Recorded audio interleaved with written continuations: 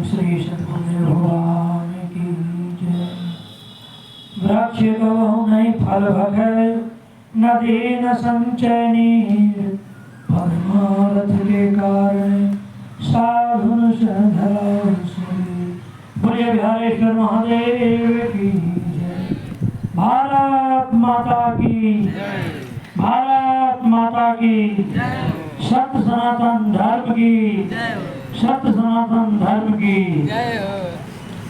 अभी आचार्य जी बोल रहे थे, गुरु लोग तो बहुत मिल जाते हैं, लेकिन संत लोग बहुत कम मिलते हैं। तो संतों की महिमा क्यों है, इस पर थोड़ा हम प्रकाश डालेंगे आज।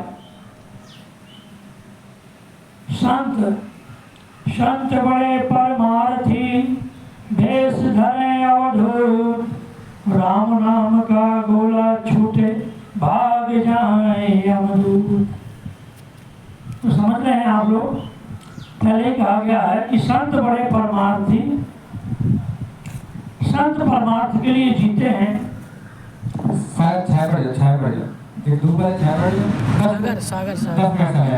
उनका जीवन अपने लिए नहीं होता है, वह हमेशा परमार्थ के लिए, जगत कल्याण के लिए, लोक कल्याण के लिए जीते हैं। और जब परमार्थ की बात आती है, संतों की बात आती है, तो किसी एक जो माने हुए समाज में विशेष पंथ मजहब धर्म है, किसी एक मत पंथ मजहब के लिए नहीं होते संत। संत सभी धर्मों, सभी मत, सभी पंथ, सभी मजहब के लिए होते हैं। किसी व्यक्ति विशेष के लिए संत नहीं होते। संतों की एक खासियत होती है, वे बुरे से बुरे व्यक्ति के साथ भी बुरा नहीं करते, उसका भी भला ही करना चाहते हैं। संतों की यही विशेषता है, इसलिए संतों की पूजा देश में ही नहीं विदेश में भी होती है।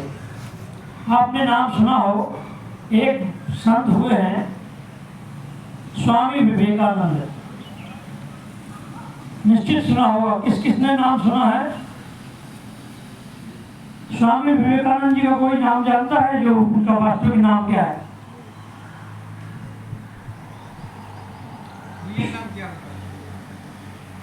स्वामी विवेकानंद जी के गुरु का नाम कोई जानता हो?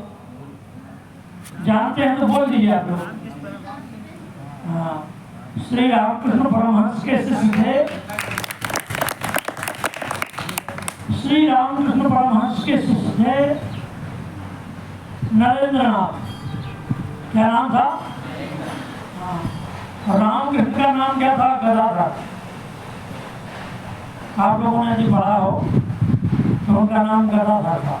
गदा समझो? गदा, गधा नहीं, गदा। गदा हनुमान जी एक गदा, वही गदा धरने वाले। तो कहने का तात्पर्य ये है कि जो केवल लोक कल्याण में लगे, जगत कल्याण में लगे, विश्व बंधुत्व की जिसकी भावना हो, वही संत कहलाने के योग्य है।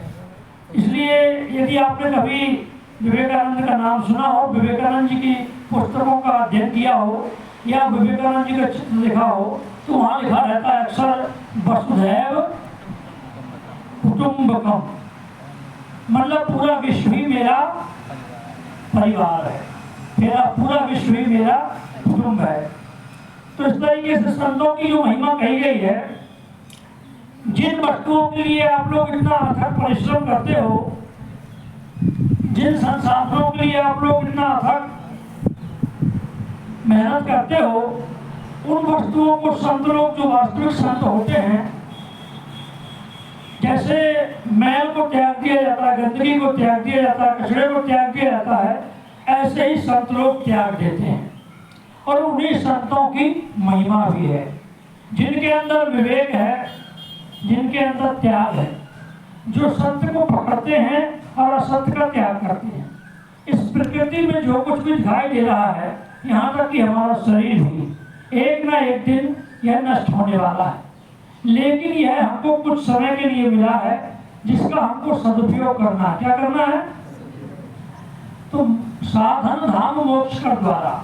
जैसे आपको एक बस दे दी जाए तो कह दिया जाए कि आप लोगों को प्रयागराज जाना है। कहाँ जाना है? तो प्रयागराज जाने के पहले ही बस में यदि हवा कम हो जाए या कांटा लग जाए तो आपका कर्तव्य क्या होगा कि बस का पंचर बनवाना, कि डायरेक्ट नहीं हम तो भाई पंचर नहीं बनवाएंगे, प्रयागराज ही जाएंगे। तो क्या आप लोग पहुंच सकते हैं प्रयागराज? नहीं पहुंच पाएंगे ना। ऐसे ही मनुष्य का शरीर मिला है, इसकी वास्तविक जो लक्ष्य है आत्मोपलब्धि, अपने आप को जानना, मैं कौन हूँ, कहाँ से आया हूँ, मेरे क्या कर्तव्य हैं, मेरा क्या धर्म है।